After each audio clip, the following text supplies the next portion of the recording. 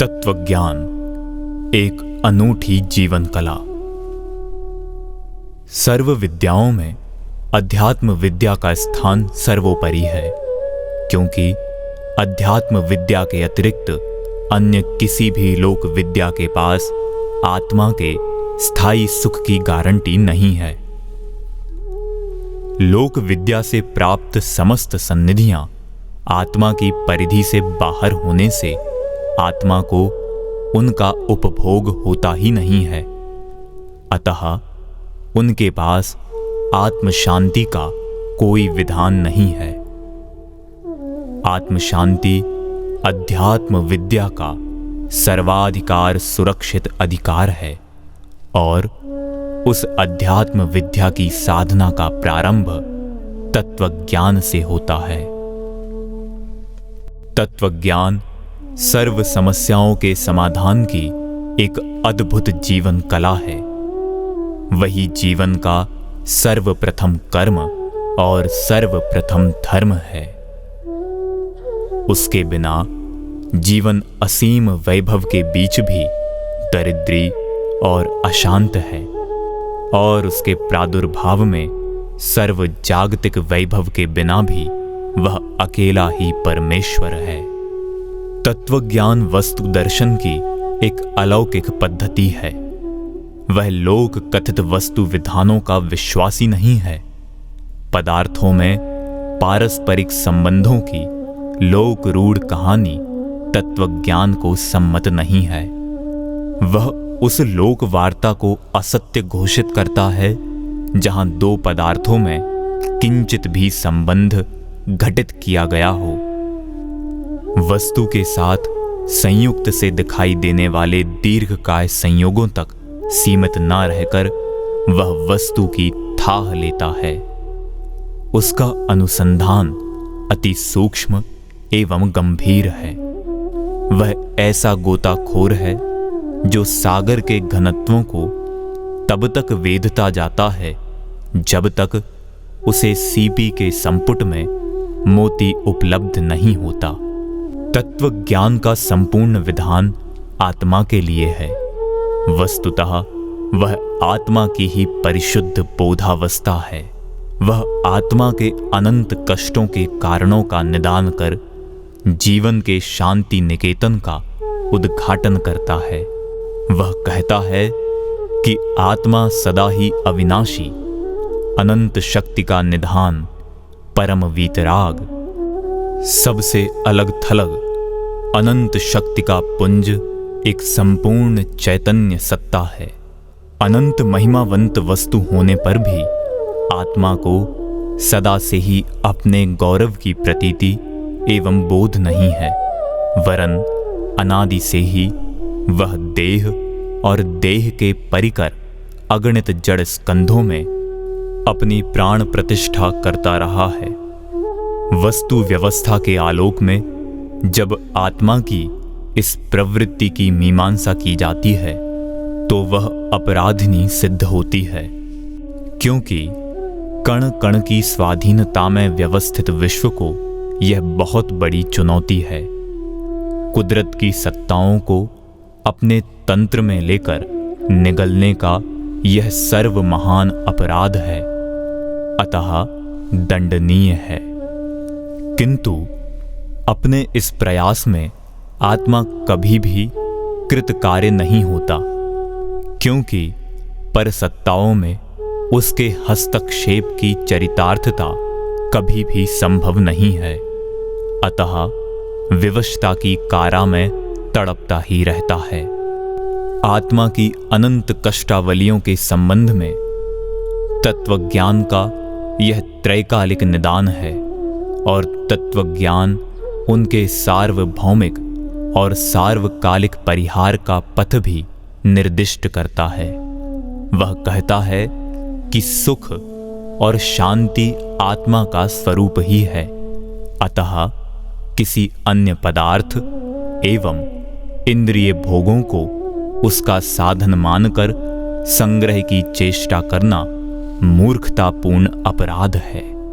इस विश्वास के कारण आत्मवृत्ति एक अनाचारी पुरुष की तरह सदैव पर सत्ताओं में परिभ्रमणशील रहती है। अतः अपनी चैतन्य वाटिका की महिमा में अविराम चिंतन द्वारा भ्रमणशील चैतन्य वृत्तियों को आत्मस्थ करके स्वरूप सौंदर्य का संवेदन करना ही मुक्ति का एक मार्ग है, दूसरा नहीं। तत्वदृष्टा को देह और उसके परिकर अगणित इंद्रिय विषयों का सानिध्य भी रहता है। इनका कभी मनोवांछित परिणमन भी होता है और कभी परम प्रतिकूल भी, किंतु परत्व बोध के बल से वह इन सभी परिस्थितियों में अप्रभावित रह लेता है। इसी प्रकार अज्ञान के निमित्त से आत्मा के साथ संश्लिष्ट कर्म बंधनों के प्रति भी तत्वज्ञ अत्यंत मध्यस्थ हो जाता है, क्योंकि जैसे एक समझदार अपराधी इस तथ्य को असंदिग्ध भाव से जानता है कि उसके बंधन उसके पूर्वकृत अपराधों के प्रतिफल मात्र हैं, किंतु अपराधों के कारण नहीं है, उसी प्रकार तत्वज्ञान की यह अत्यंत निशंक और स्पष्ट मान्यता है कि कर्म बंधनों का उसकी अशुद्धतम संसार दशा और शुद्धतम मोक्ष दशा के प्रति किंचित भी कर्तृत्व नहीं है। तत्वज्ञान तत्वदर्शी की प्रयोगशाला है। वह आत्मा से संयुक्त विजातीय परतों का एक्सरे की रश्मियों की तरह तब तक भेदन करता जाता है जब तक उसे आनंद निधान चैतन्य के दर्शन नहीं होते। काया और कर्म की माया में तो उसके चरण अवरुद्ध होते ही नहीं हैं, क्योंकि इनमें तो उसे चैतन्य का आभास भी नहीं होता, किंतु राग द्वेष एवं पुण्य पाप जैसी आत्मवृत्तियों में भी उसे चैतन्य का चिन्ह नहीं मिलता, क्योंकि पर के प्रति आकर्षणशील होने से वे अत्यंत विकृत हैं, अतः उपादेय नहीं है। जैसे मलेरिया के मच्छर के संयोग में उत्पन्न मलेरिया ज्वर शरीर की पर्याय होने पर भी शरीर का स्वरूप नहीं है, इसी प्रकार कर्म की उदय दशा में उत्पन्न पुण्य पाप की अवस्था आत्मा की पर्याय होने पर भी आत्मा का स्वरूप सौंदर्य नहीं है। और जैसे जिसकी शक्ति प्रबल है उसे मलेरिया मच्छर का योग ज्वर का निमित्त नहीं होता, इसी प्रकार जिसे अपनी चैतन्य सत्ता का सुदृढ़ अवलंबन है उसे कर्मोदय विकार का निमित्त नहीं होता, वरन मात्र ज्ञेय कोटि में रहता है। यह तत्वज्ञान का सूक्ष्म अनुसंधान है। उसका मंतव्य है कि भिन्न लक्षण वाले अनेक भाव एक साथ तो रह सकते हैं, पर कभी भी एक नहीं हो जाते। दही के दीर्घ समुदाय में दही के कण कण के साथ मक्खन दही से भिन्न विद्यमान रहता है, और वृंदावन की ग्वालन भी उसे दही से अलग निकालने से पूर्व ही उसकी पूरी की पूरी प्रतीति में प्रवर्तमान है।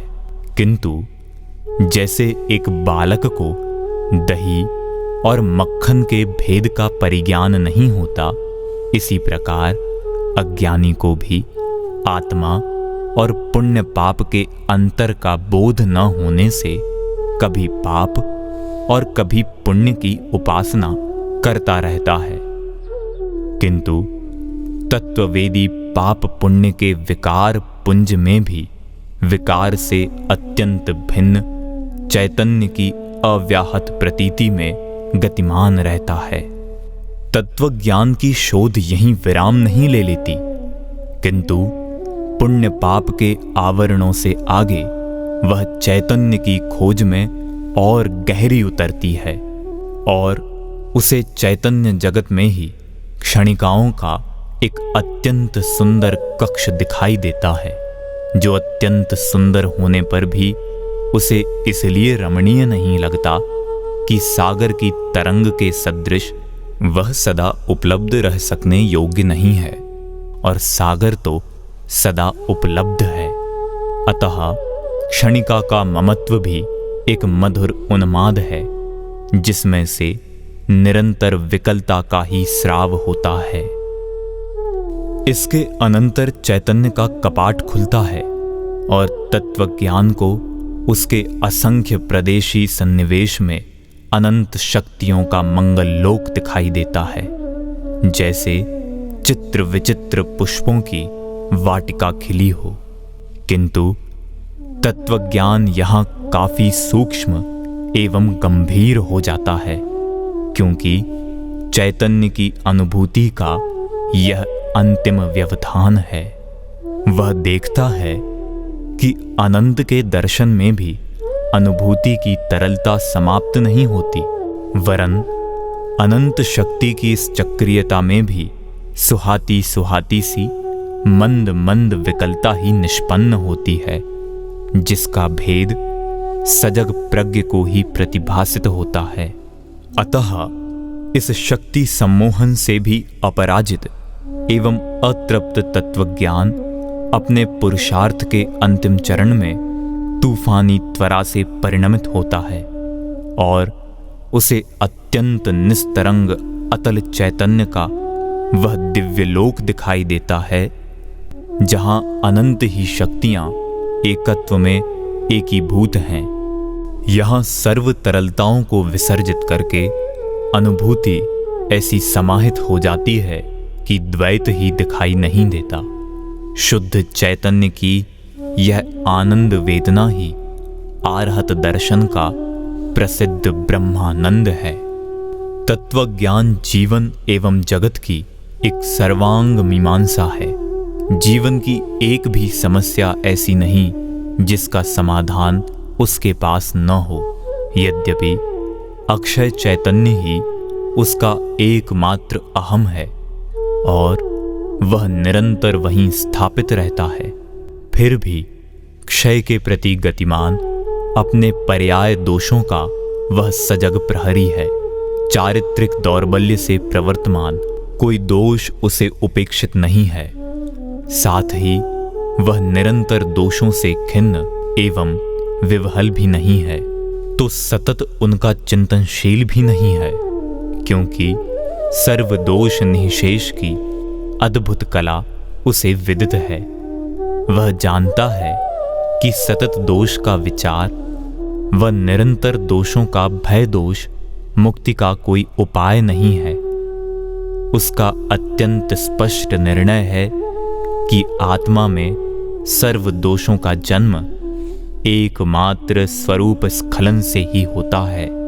अतः स्वरूप निष्ठा ही निर्दोष निर्वाण का एकमात्र साधन है। पर्याय में व्याप्त दोष समुदाय के साथ तत्वज्ञान को जीवन का एक वह पहलू भी दिखाई देता है जहां निरंतर योग वियोग आवर्तित होते रहते हैं। पापोदय की विभीषिकाएं हों अथवा पुण्योदय की इंद्रधनुषी छटाएं, तत्वज्ञान इस रहस्य को बारीकी से जानता है कि ये सब उसकी सत्ता का स्पर्श ही नहीं करते।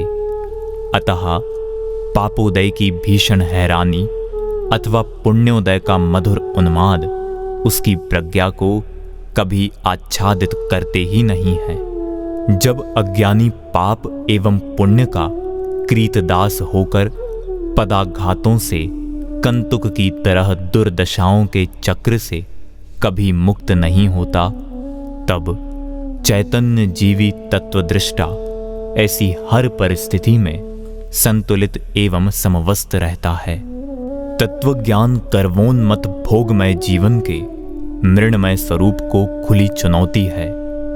चैतन्य के अस्तित्व में संदेह कर जो मिट्टी के भोगों को ही जीवन का स्वरूप मानते हैं, देह एवं भोग की वियोग चेतना से भट्टी में पड़े कीट की तरह जो निरंतर अतिशय वेदना से तड़पते हैं, उन्हें तत्वज्ञान का संदेश है कि समस्त भोग संग्रह एवं संग्राहक भाव ठीक ऐसी ही मिथ्या कल्पनाएं हैं जैसे एक बालक मधुर विष पीता हुआ हंस रहा हो।